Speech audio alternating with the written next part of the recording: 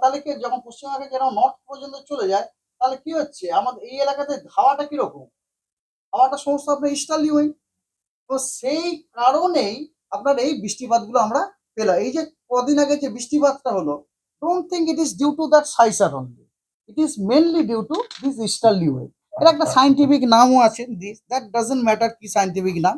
এটাকে আমরা বলি ইকুয়াটোরিয়াল রসবি ওয়েভ। এমনিতে এই ইস্টার্লি ওয়েভের এই সময় কিন্তু খুব আপনার দাপট চলে। এবং আর একটা জিনিস হয় যেটা আপনাদেরকে এর আগে বর্ষা সিজনে আমি বলেছিলাম না, একটা ম্যাডান জুলিয়ান অসিলেশনের মতো ব্যাপার, মানে এটা হচ্ছে অ্যানালজিক্যালি হচ্ছে দু কম্পার্টমেন্টওয়ালা একটা ট্রেন। একটা কম্পার্টমেন্টে খালি আপড্রাফট হয়, একটা কম্পার্টমেন্টে খালি ডাউন ড্রাফট হয়।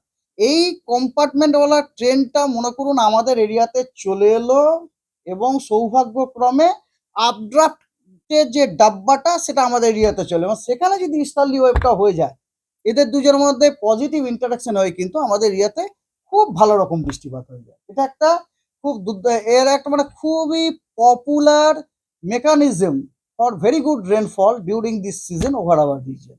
এই সিজনে এটা হয় আর কি, ঠিক আছে।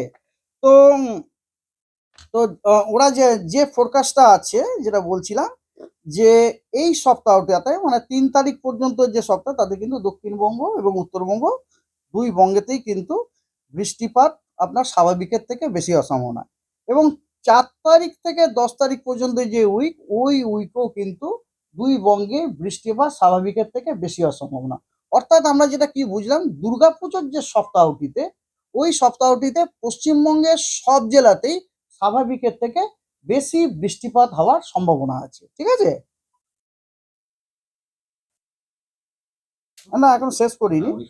হ্যাঁ, আর তারপরের যে উইক, সেটা 11 তারিখ থেকে 17 তারিখ, ওই উইকেও কিন্তু পশ্চিমবঙ্গের সবকটি জেলাতে স্বাভাবিকের থেকে বেশি বৃষ্টিপাত হওয়ার সম্ভাবনা আছে, পরপর 3 উইক।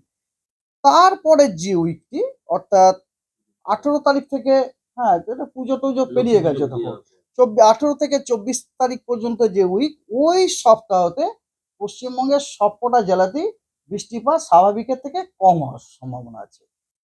অর্থাৎ উৎসবের বৃষ্টি থাকবে। এখন কথা যে বৃষ্টি থাকবে, বৃষ্টি মানে যে সবসময় সাইক্লোন হবে তার কোনো মানে নেই, কিন্তু এরকম হালকা মাঝারি বৃষ্টি, মাঝে মাঝে এরকম ইন্টেন্স স্পেল, এরকম কিন্তু হতেই থাকবে।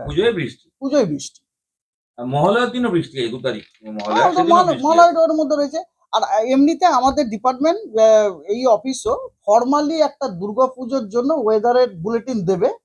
ওয়েদারের বুলেটিন আমরা দেবো, এখন দেখি এটা কবে দেওয়া যেতে পারে। মোটামুটি পুজোয় বৃষ্টি আপনি হ্যাঁ বলেই তো, পুজোয় বৃষ্টি, দ্যাট ইজ ইন্ডিকেটিভ। স্বাভাবিকের চেয়ে বেশি, স্বাভাবিকের বেঞ্চমার্কটা মানে কতটা হলে স্বাভাবিক? বা না না, ওটা হচ্ছে ক্লাইমেটোলজিক্যাল নর্মাল আছে, এই মুহূর্তে আমার মনে পড়ছে না আর কি কতটা আছে। ক্লাইমেটোলজিক্যাল নর্মাল আছে আমাদের জেলা, প্রত্যেক জেলার জন্য তার থেকে বেশি, সব জেলাতেই স্বাভাবিকের থেকে বেশি। তার মানে কোনো ওয়েদার সিস্টেম থাকবে আর কি, ওয়েদার সিস্টেম থাকবে। আর এখন এই সময়কার one of the weather system হচ্ছে ইস্টার্লি ওয়েভ। ভেরি আমরা এটাকে আমাদের সায়েন্সের ভাষায় বলি very long amplitude, high amplitude easterly wave. Easterly wave বলে ইকুয়েটারের কাছে হয়, ইকুয়েটারের কাছে এরকম করে ইস্ট, ইস্ট মানে পূর্ব, পূর্ব দিক থেকে ওয়েভ আসছে এরম এরম এরম এরম করে, এরম এরম করে বসছে। এবারে ধরুন এই যে ওয়েভ গুলো, এটা যদি মনে করি ইকুয়েটারে খুব কাছাকাছি থাকে, আমাদের এরিয়াকে অত ডিস্টার্ব পাবো না। কিন্তু ওটা যদি অনেক উত্তর পর্যন্ত চলে যায়, তখন কি হবে, যত উত্তর পর্যন্ত যাবে তত উত্তর পর্যন্ত আপনার ময়েশ্চার লেডেন ইস্টার্লি উইন্ড গুলো, সাউথ ইস্টার্লি উইন্ড গুলো যাবে, এবং সেখানে কনভেকশন হবে এবং সেখানে বৃষ্টিপাত হবে।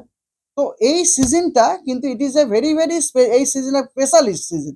এই সিজনে কিন্তু এটা হয়ে থেকে থাকে, এবং অলরেডি আমরা দেখতে পেলাম এই যে বৃষ্টিপাতটা হলো, এটা হচ্ছে ভেরি হাই অ্যাম্পলিটিউড একটা ইস্টার্লি ওয়েভের প্রভাব।